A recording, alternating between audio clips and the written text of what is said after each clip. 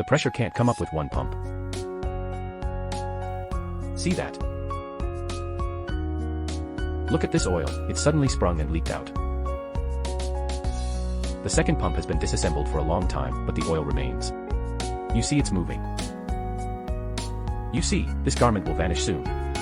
Look. The second pump has always been there, and its pressure is good. Look at this pump. The oil leaked out all of a sudden.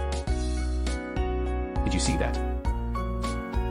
The second pump's pressure can increase without leaking. Don't even need to think, it's completely broken. Did you see that?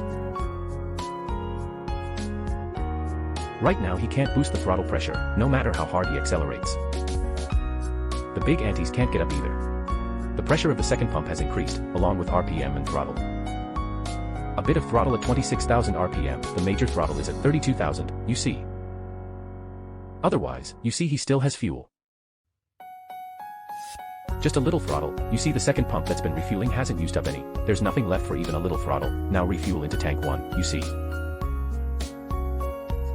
Look, both pump 1 and pump 2 are full at the same time, but now pump 1's pressure can't rise, it just drops as you watch. If everything is normal, it should match this faulty pump. No oil, no leaks, it's been this way all along, but look, suddenly it's disappeared. Regarding pump 2, under good pressure, those that don't leak are all from it. Yes, all vanished at once, nothing remains. The pressure of pump 1 has never risen, at idle the throttle pressure is only around 200, perhaps 201 or 2. Only when revved up, can it hit 350.